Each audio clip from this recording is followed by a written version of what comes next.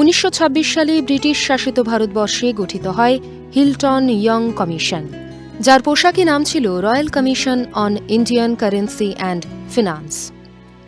এই কমিশনের পরামর্শ অনুযায়ী 1934 সালে কেন্দ্রীয় আইনসভায় পাশ হয় reserve bank of India act. পরের বছর 1 এপ্রিল তৎকালীন কলিকাতার 8 নম্বর কাউন্সিল হাউস স্ট্রিটে অবস্থিত অ্যালায়েন্স ব্যাংক অফ সিমলার দফতরটি লিজে অধিগ্রহণ করে রিজার্ভ ব্যাংক অফ ইন্ডিয়া কর্তৃপক্ষ। গভর্নর পদে যোগদান করেন তৎকালীন ইম্পেরিয়াল ব্যাংক অফ ইন্ডিয়ার managing governor sir Osborne Smith. 1943 সালে অ্যালায়েন্স ব্যাংক অফ সিমলা দেউলিয়া হয়ে গেলে এই ভবনটির মালিকানা হস্তান্তরিত হয় রিজার্ভ ব্যাংক অফ ইন্ডিয়া কর্তৃপক্ষের কাছে।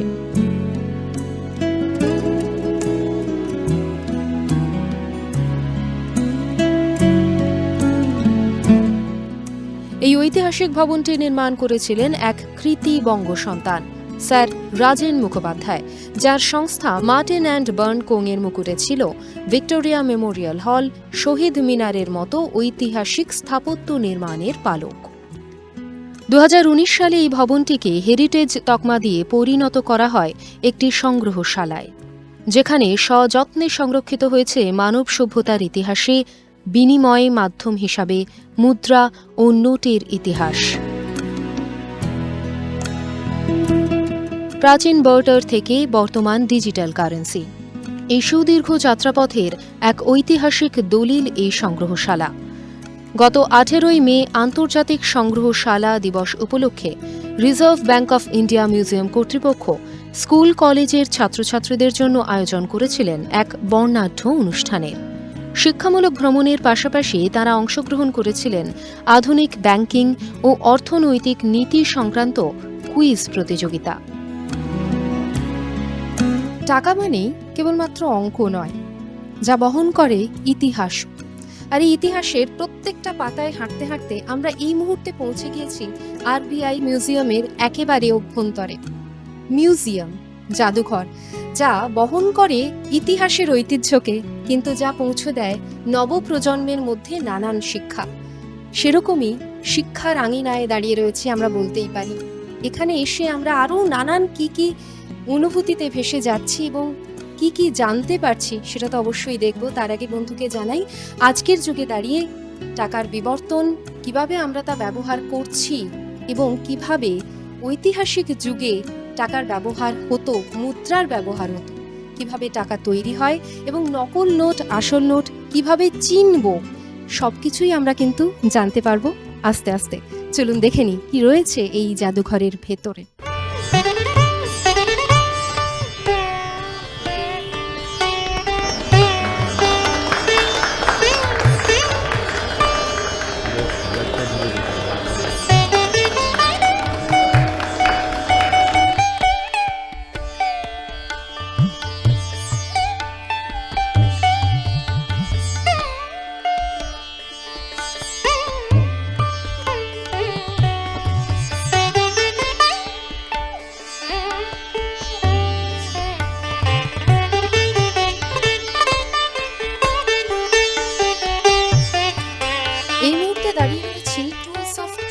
লেখা একটি সেগমেন্টের সামনে এবং দেখতে পাচ্ছি অনেক কিছু রাখা আছে, ওজন মেশিন থেকে শুরু করে স্ট্যাম্প, স্টেনসিলস, অনেক কিছু রয়েছে। এবং আমার সঙ্গে রয়েছেন অমরকান্তি চট্টোপাধ্যায়, আধিকারিক রিজার্ভ ব্যাংক অফ ইন্ডিয়া, এবং তার কাছ থেকে জেনে নেব যে এই প্রত্যেকটা যন্ত্রর কাজ কি, গুরুত্ব কি এবং কেন এখানে রাখা হয়েছে, সেই সব কিছুই জেনে নেব।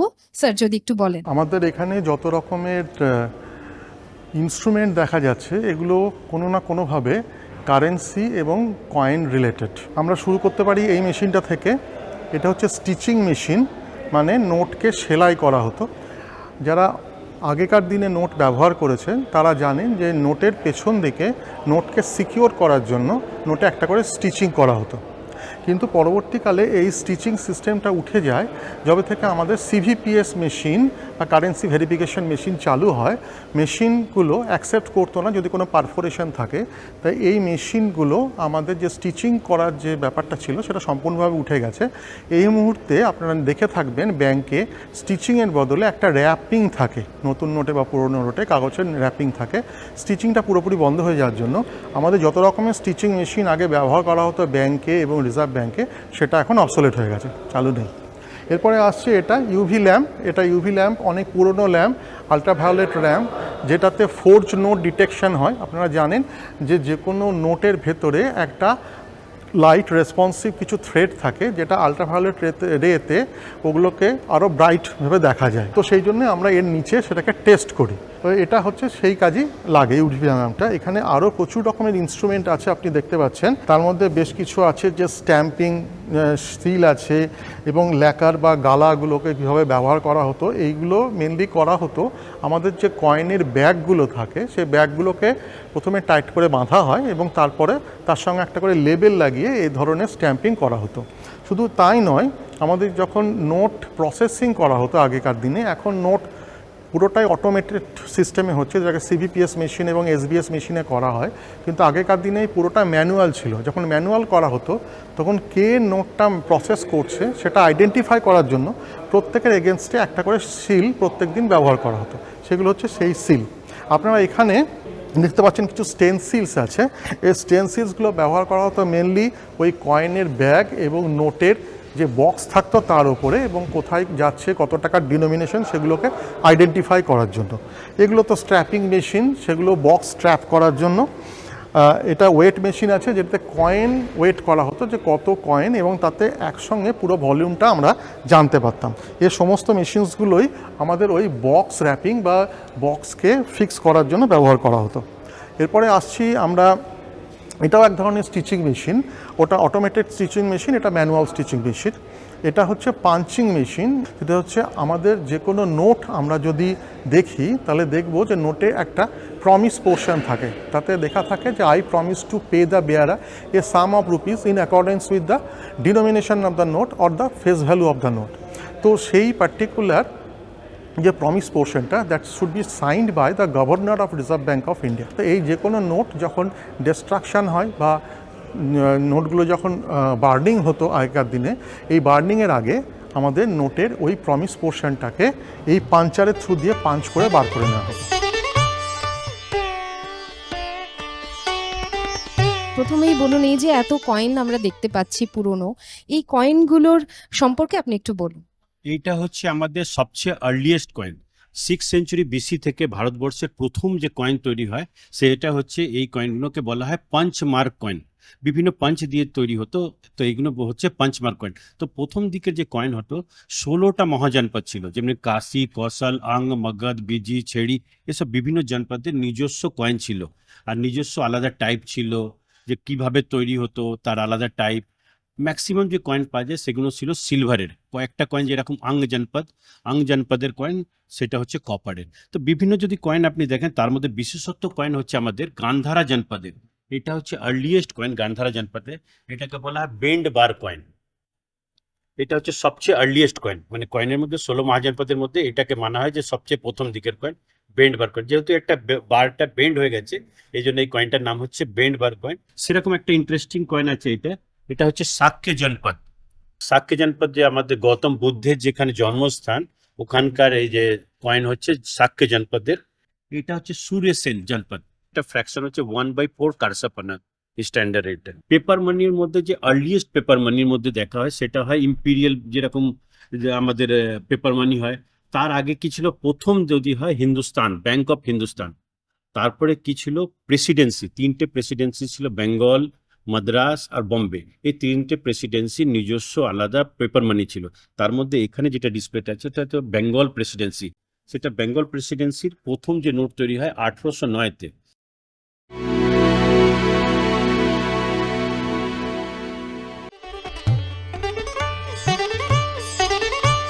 বিশাল আকৃতির একটা পাথরের সামনে দাঁড়িয়ে রয়েছি। এই গোল, এই বিশাল পাথরের চাকাটির কি গুরুত্ব সেটাই একটু জেনে নেব। এটা একটা ইয়াপ স্টোন। এটা ব্যবহার করা হতো প্যাসিফিক ওশনে ক্যারোলাইন গ্রুপ অফ আইল্যান্ডসে এটা অ্যাজ এ কারেন্সি ব্যবহার করা হতো এবং কারেন্সিটার নাম ছিল ফেই কারেন্সি। এবং এই যে পাথরের টুকরোটা দেখছেন এটা ছোট হতো, ছোট ছোট সাইজ বা প্লেটের সাইজ এটা ছিল, এবং এক একটা এত বড় ছিল প্রায় 10 ফুট ডায়ামিটারেরও বড় ছিল। তো যেগুলো এই সাইজের অ্যাটলিস্ট সেগুলোকে এর ভেতরে কিছু একটা ব্যাম্বু স্টিক বা লগ ভরে সেটাকে একটা জায়গা থেকে আরেকটা জায়গায় নিয়ে যাওয়া সম্ভব ছিল।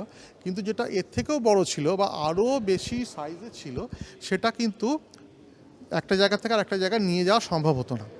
তো যিনি এটার ওনারশিপ ছিল যার কাছে বা যিনি থাকতো আর কি, তিনি যদি কিছু তার এগেনস্টে পারচেস করতেন তাহলে কারেন্সিটা সেই জায়গাতেই থেকে যেত। ধরুন কোনো মাঠে বা কারো বাড়ির উঠোনে কারেন্সিটা থেকে গেল, ওনারশিপ চেঞ্জ হয়ে যেত পারচেস করার জন্য একজনের কাছ থেকে আরেকজনের কাছে।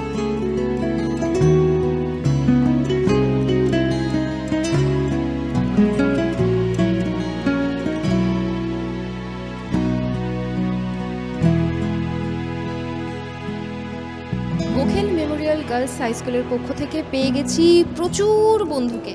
কথা বলে নেব তাদের সঙ্গে। প্রথমেই আমার সঙ্গে রয়েছে বিভাবরী। বিভাবরী, কিরকম লাগছে এখানে এসে? খুবই ভালো। এতদিন ইতিহাসের বইয়ের পাতায় পড়ে এসেছি যে কোন সাম্রাজ্যের রাজা তার কয়েনে কি ভাষায় কি লিপিতে কি লিখে গেছে, আজকে তা চোখের সামনে দেখতে পেলাম। আমার সঙ্গে রয়েছেন এই স্কুলেরই ম্যাডাম, আমি তার সাথে কথা বলে নেব। ম্যাডাম, আপনার পরিচয়টা? নমস্কার, পৌশালী ঘোষ। আমি বাংলা পড়াই। আমার সঙ্গে এই অর্থনীতির, টাকা পয়সার একেবারেই যোগ সরাসরি নেই। আমার মনে হয় বাচ্চারা যত বেশি ইতিহাসের কথা জানবে, আমাদের ঐতিহ্যের বিষয়ে সচেতন হবে, তত কিন্তু ভবিষ্যৎ আমাদের জন্য উজ্জ্বল, কারণ ওরাই তো আমাদের ভবিষ্যতে এগিয়ে নিয়ে যাবে। আমরা নোটের বিষয়টা দেখছিলাম, এবারে এখানে দেখতে পাচ্ছি পরপর পরপর আরো অনেকগুলো নোট রয়েছে, সেগুলোর বিষয়ে জানবো। এখানে সমস্ত ব্রিটিশ পিরিয়ডেরই নোট দেখানো আছে। এর মধ্যে ইন্টারেস্টিং হচ্ছে যে এই 10 টাকার নোটগুলো ইউনিফেস ছিল। ইউনিফেস মানে হচ্ছে একদিকটা সাদা।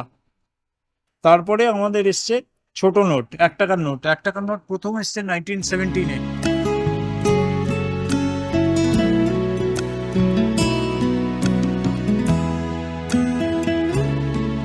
ইন্ডিয়া 1947-এর আগে, তখন আমাদের বাংলাদেশ, পাকিস্তান, মায়ানমার, যেটা এখন আগেকার বার্মা বলা হতো, তারা সব একসাথে ছিল, ঠিক আছে? তা আমাদের যখন বার্মাটার জন্য আলাদা করে নোট ছাপানো হতো।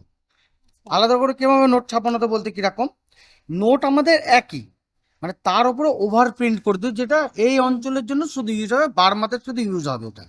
মানে যেমন দেখছি এখানে লেখা আছে গভর্নমেন্ট অফ ইন্ডিয়া রিজার্ভ, মানে রিজার্ভ গভর্নমেন্ট অফ ইন্ডিয়া লেখা আছে, কিন্তু তারপরে দেখুন লেখা আছে legal tender in Burma only. মানে এই নোটটা শুধু লিগাল টেন্ডার হচ্ছে শুধু বার্মার জন্য।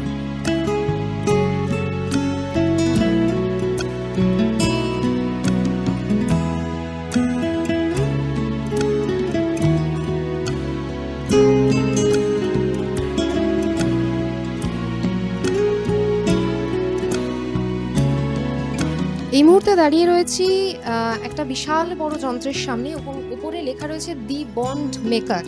আমরা সকলেই জানি বন্ড, এবং এটা বন্ড তৈরি করার মেশিন।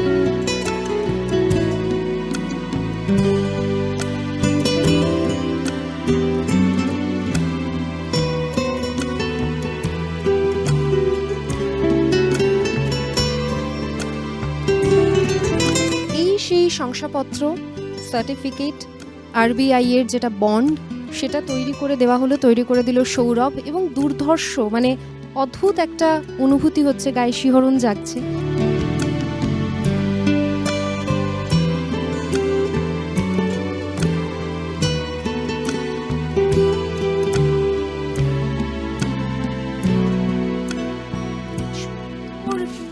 শৈল্পিক কাজ তুলে ধরা হয়েছে, এবং এটার মানে কি, গুরুত্ব কি, সেটাই জেনে নেব। এটা কি দেখাচ্ছে, কি বলছে? অ্যাকচুয়ালি এটা একটা আর্ট ওয়ার্ক, এটাকে আমরা নাম দিয়েছি মানি মুরাল।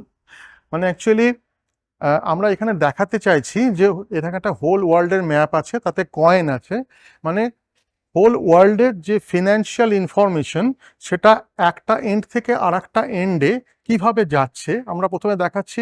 এটা যাচ্ছে either through mobile or laptop, এবং সেটা থ্রু দিয়ে it is going to air, মানে এয়ারে যাচ্ছে, এবং সেখান থেকে আবার ফিরে যাচ্ছে অন্য প্রান্তে। মানে সিম্পলি এখন যে ডিজিটাল ব্যাংকিং হয়েছে, ডিজিটাল যে প্ল্যাটফর্মে ব্যাংকিংয়ে কাজ করছে, সেটাকেই একটা আর্ট ওয়ার্কের থ্রু দিয়ে আমরা পুরো জিনিসটাকে ডেপিক্ট করেছি এখানে।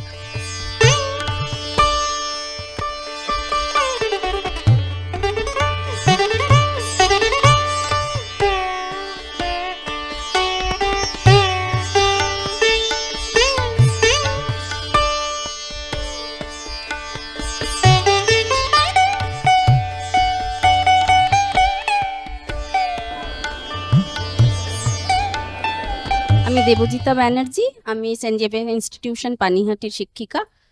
আজকে আমরা ইনভাইটেড এখানে আন্তর্জাতিক মিউজিয়াম ডে বলে, তো আমরা বাচ্চাদের নিয়ে এসেছি। We have a very nice experience. Financial লিটারেসিটা এখন ভীষণ জরুরি মানুষের মধ্যে সতর্কতা সচেতনতা বাড়ানোর, এবং ফাইন্যান্স নিয়ে মানুষের মধ্যে একটা কিউরিয়াসিটি তৈরি করাও খুব জরুরি, ভবিষ্যতে যাতে বাচ্চারা আরও বেশি লার্নেড হয়ে কম এক্সপ্লয়টেশন হয়। আমি সুস্মিতা দত্ত, আমি সেন্ট জেভিয়ার্স ইনস্টিটিউশন পানিহাটির ছাত্রী এবং আমি একাদশ শ্রেণীর ছাত্রী। আচ্ছা, কিরকম লাগছে আজকে এখানে এসে এবং কি কি দেখলে এখনো পর্যন্ত? খুব ভালো লাগছে আজকে এখানে এসে, এবং এখনো অবধি আমরা আরবিআই কি করে ইনফ্লেশন কন্ট্রোল করে, আরবিআই তো মানি সাপ্লাই করে আমাদের পুরো সারা ভারতে, তো কিভাবে পুরো ইকোনমিটাকে আরবিআই কন্ট্রোল করছে, কিভাবে পুরো আমাদের ইন্ডিয়ান ইকোনমিক্যাল সিস্টেমটা চলছে এতদিন অবধি পুরো সেফলি সিকিওর ভাবে আমরা পেমেন্ট করতে পারছি। তো আরবিআই কি করে সমস্ত কিছু এতটা পোল সেট আপ পুরো কান্ট্রিতে কি করে সবকিছু কন্ট্রোল করছে সেটা আজকে শিখতে পেরেছি।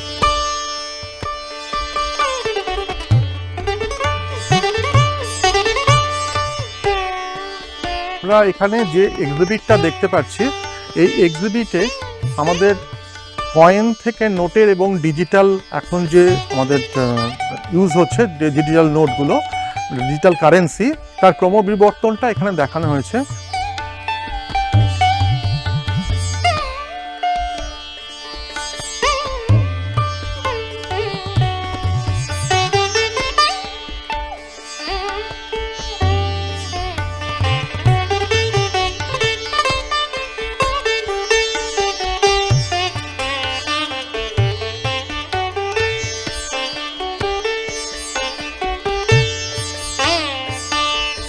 আচ্ছা, আমরা এখানে যে সিলভার কয়েনটা দেখছিলাম, এখানে লেখা আছে 90 ইয়ার্স, এটা কি কারণ?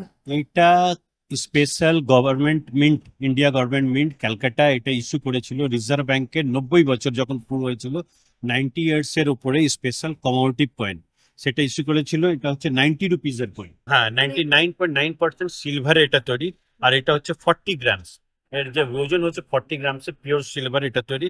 একদিকে এটা অশোক স্তম্ভ আর ₹90, আর অন্যদিকে রিজার্ভ ব্যাংকের লোক।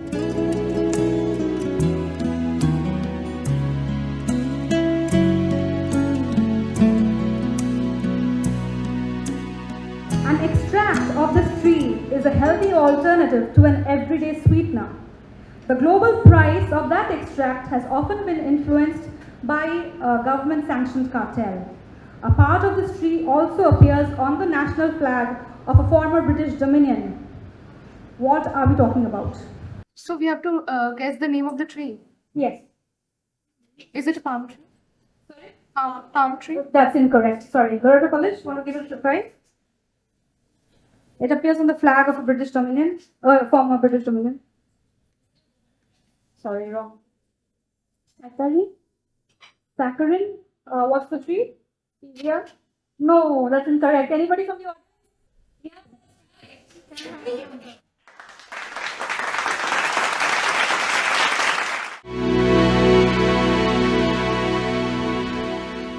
As the RBI Museum, this building stands not only merely as a repository of artifacts, but it is a lively testament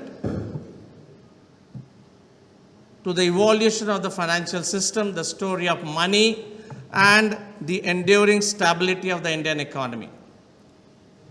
Now, it showcases the evolution of currency from the ancient barter system to modern digital payments. This museum displays old coins, paper currency, historical financial documents, and rare artifacts that are related to India's economic development. So as we stand here today, surrounded by the echoes of history and the burge of the modern technology, we are reminded of our mandate. So Reserve Bank of India has traversed 9 decades of legacy, regulation, fostering economic growth and national building. From navigating the challenges of a newly independent nation to steering the economy through global pandemics and geopolitical shifts, Reserve Bank has always remained a symbol of stability. So this museum is basically a tribute to that journey. It is a space where past informs the present, where present inspires the future. And so it is a space we honor the architects of the financial system and where we inspire the students who will one day lead it. So you are the guys, someone of you may come and take this position here.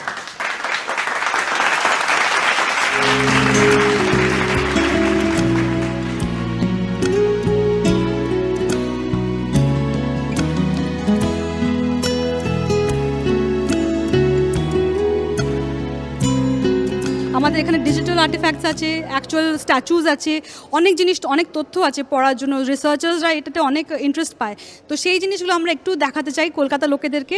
It is a very vibrant museum. আমাদের কলকাতাকে city of মিউজিয়ামসও বলা যেতে পারে, beside city of জয়।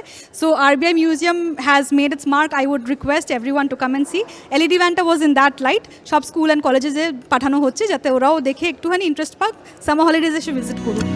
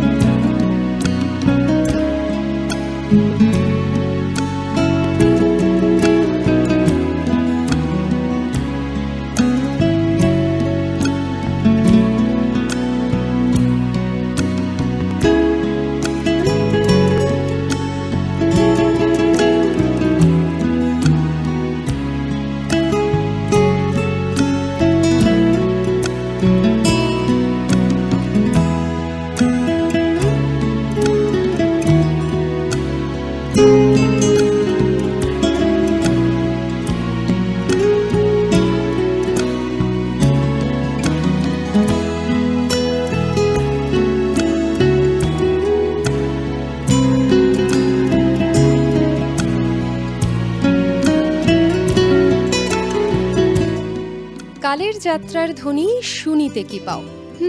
শুনলাম, তবে এ যাত্রা যেমন তেমন নয়, অর্থনৈতিক যাত্রা, যার সাক্ষী থাকলাম আমরা কলকাতা দূরদর্শনের টিম। আজ পৌঁছে গিয়েছিলাম আরবিআই মিউজিয়ামে। অনেক কিছু দেখলাম মুদ্রা থেকে টাকা, তারপর আজকের ডিজিটাল মাধ্যম হয়ে ওঠার বিবর্তনের গল্প। কথা বললাম অনেকের সঙ্গে। আশা করি এই অনুষ্ঠান আপনাদের ভীষণ ভালো লাগলো। এরকমই অনুষ্ঠান দেখতে চোখ রাখুন কলকাতা দূরদর্শনের পর্দায়। আজকের মতন আসি, নমস্কার।